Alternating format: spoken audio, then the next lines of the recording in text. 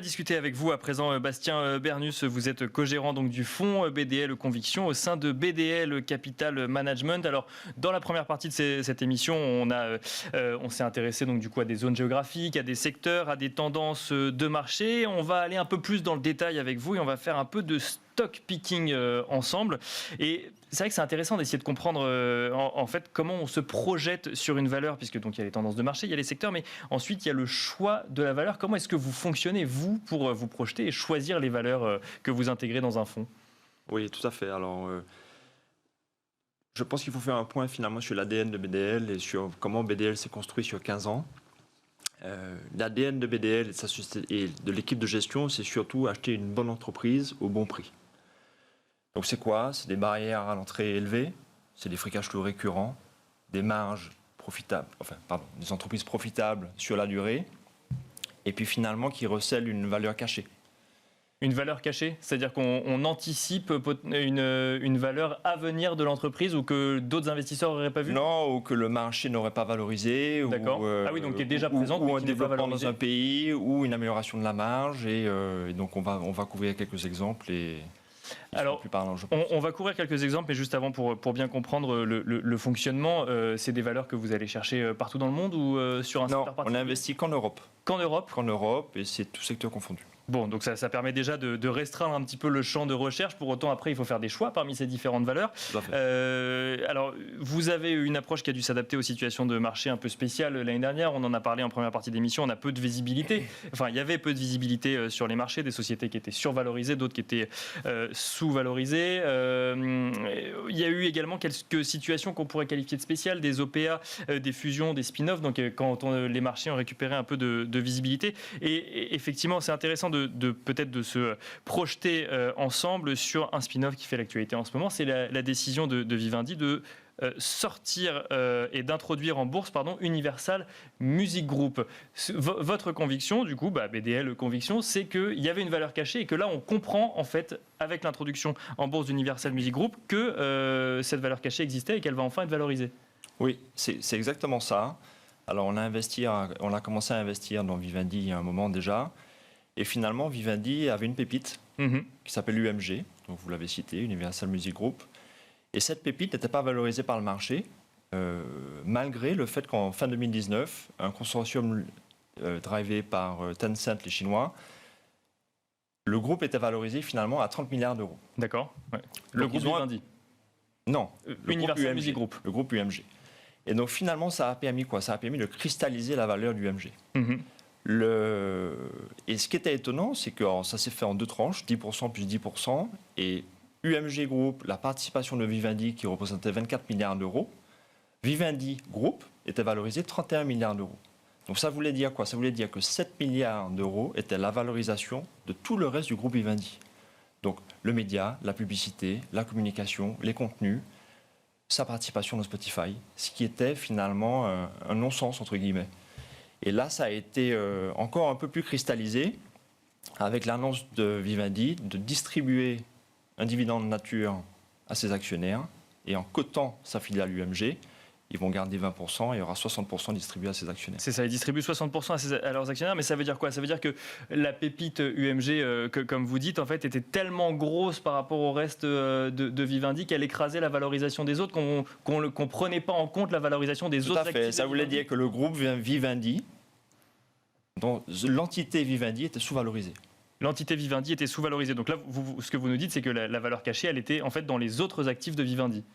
Alors, oui, mais aussi dans UMG qui n'était pas valorisé à l'époque. Qui n'était pas valorisé à l'époque, donc on imagine. Donc, alors il n'y a pas de date définie encore pour l'introduction en bourse de Universal Music Group, mais donc vous avez peut-être vous une anticipation de. Alors non, ça a été validé à l'Assemblée générale des actionnaires la semaine dernière. Et ça suit son cours. Ça suit son cours, très bien. Donc ça, c'était pour Vivendi et donc Universal Music Group. Il y a un schéma un peu similaire du côté de Daimler à présent. Daimler qui, lui, a décidé d'introduire en bourse sa filiale, donc activité poids lourd, Daimler Trucks.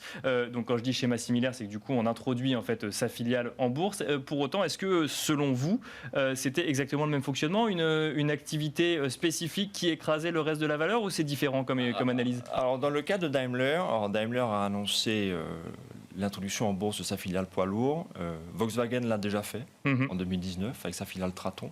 Et Renault l'a fait il y a bien longtemps avec Renault Trucks. Parce que Renault Trucks n'appartient pas à Renault. Et enfin, finalement, ce qui se passe, c'est que le métier de l'automobile et le métier du poids lourd, c'est deux métiers très différents. D'accord. Ce ne sont pas les mêmes clients finaux, ce n'est pas le même réseau de distribution, et ce n'est pas la même technologie. Et donc, du coup, ça permettra à Daimler, le propriétaire de Mercedes, de se recentrer sur son activité premium, via sa marque, et aussi de se focaliser sur la transition énergétique avec les véhicules électriques et hybrides à venir. C'est ça, donc on se décharge en fait d'une activité qui est liée à son secteur d'activité, mais finalement assez différente pour se recentrer. Il y a très peu de synergie entre les deux métiers. Il y a très peu de synergie entre les deux métiers, parce que c'est vrai que on pourrait imaginer, le grand public peut imaginer que voiture, camion, c'est finalement assez proche, mais Oui. ce que vous nous dites, c'est que c'est finalement deux activités qui sont très très séparées, donc il vaut mieux finalement les séparer aussi dans la cotation. Alors un troisième exemple qu'on peut regarder avant de, donc ça c'est des choses qui sont annoncées. On va parler ensuite de ce que vous anticipez peut-être. Troisième exemple, c'est Total Produce. Alors est-ce que vous pouvez nous présenter rapidement cette valeur qui est peut-être moins connue du grand public? Alors, pour le coup. je pense que c'est une valeur qui est quasiment pas connue. Total Produce est un des 4 grands acteurs Europe, US de distribution de fruits et légumes. C'est un grossiste. D'accord. Alors, on mange tous des fruits et légumes tous les jours, donc c'est important finalement dans l'alimentation. Donc ces 4 gros acteurs, ce qui s'est passé, c'est que Total Produce a pris une participation dans Dole, qui fait partie aussi des 4 grands acteurs. Et l'objectif, c'était de créer le numéro 1, avec 7 milliards d'euros de ventes, comparé aux autres qui sont grosso modo entre 2,5 et 3 milliards d'euros de ventes. Donc là, on est plus sur de la concentration dans le secteur. Alors, c'est de la concentration dans le secteur. Et puis surtout, ils vont devenir le numéro 1. Là, il y a une différence entre les deux métiers. C'est que Total Produce, c'est une entreprise familiale extrêmement bien gérée, mais avec peu d'actifs. Dole est aussi une entreprise familiale, mais qui a énormément d'actifs et beaucoup de dettes. Et finalement, il y a de la valeur à dégager de la fusion des deux. C'est parce que finalement, la nouvelle entité s'appellera Dole, mais c'est le management de Total Produce qui prend les rênes. Et ça permettra du coup de dégager des synergies, pas seulement en investissement, mais aussi en coûts, en réajustement de la dette. Et ça permet aussi d'intégrer verticalement. Dole ayant beaucoup d'actifs et Total Produce ayant un gros réseau de distribution, du coup, c'est une intégration verticale de la production des fruits et légumes jusqu'à la distribution aux clients finaux.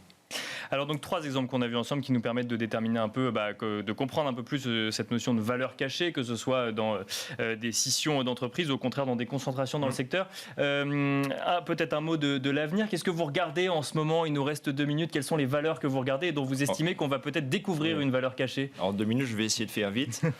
Alors, on parlait de l'Italie tout à l'heure avec Roland.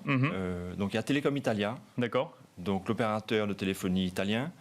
Aujourd'hui, en l'état des choses, Telecom Italia, en Italie, il y a un développement du réseau fibre qui devrait se faire en double.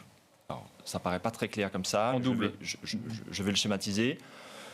Le réseau de fibre optique devrait être développé en parallèle, avec 2 réseaux. Donc c'est comme si je disais, pour aller d'un point A à un point B, je mettais 2 autoroutes, ce qui n'a pas de sens. Donc finalement, aujourd'hui, avec le nouveau gouvernement de Mario Draghi et la Caisse des dépôts, qui est actionnaire du réseau fibre qui s'appelle Open Fiber, mais qui est aussi actionnaire de Telecom Italia. Nous pensons chez BDL qu'ils vont revoir leur feuille de route, se développer sur un réseau. Et finalement, l'optionnalité vient de là, c'est que pour Telecom Italia, les investissements supportés par l'entreprise dans le développement de ces fibres optiques seront économisés. Donc là, c'est une anticipation, effectivement, que vous faites par rapport à un contexte. On peut peut-être finir, il nous reste 1 minute sur une valeur française. Oui, alors on parlait tout à l'heure de l'intervention du gouvernement ce soir. Alors oui, il y a une valeur, c'est Elior, donc restauration collective. Elior Group, oui. Elior Group, le numéro 1 en France, avec un tiers de part de marché. Alors Elior, c'est un métier très résilient dans un monde normal. Mais quand je dis un monde normal, c'est... hors pandémie. C'est ça, c'est hors pandémie. Quand il y a une récession, une guerre, ou quand tout va bien, généralement c'est un métier qui génère beaucoup de cash, avec des marges stables entre 5 et 6%. Et donc, si on normalise tout ça, on pense qu'Elior devrait en profiter. Donc, ce sont des très bons métiers. Après ça, l'impact des écoles aussi aura peut-être un effet, mais ils ont revu leurs contrats. Aujourd'hui, ce sont des contrats qui ne devraient pas coûter d'argent. Alors, l'optionnalité vient d'où? C'est qu'en 2006, on a déjà eu cet exemple. Le fondateur et actionnaire majoritaire d'Elior, qui s'appelle Robert Zolad, En 2006, n'était pas content de la sous-cotation, entre guillemets, de son titre. Donc il avait décidé de retirer le titre de la cote avec l'aide d'investisseurs. Donc ça pourrait arriver. Et l'autre chose, c'est peut-être une option industrielle avec Compass, les Anglais qui ont une faible part de marché en France et qui pourraient vouloir grossir, ou bien Aramark, l'américain, qui n'a pas de point d'attache en Europe, et ce serait un bon point d'entrée. Eh ben merci beaucoup Bastien Bernus de nous avoir présenté vos convictions finalement. Et je rappelle que vous êtes co-gérant du fonds BDL Conviction au sein de BDL Capital Management. Merci à vous également de nous avoir suivis et je vous donne rendez-vous à présent ce soir à 18h30 en direct toujours pour décrypter les enjeux de marché.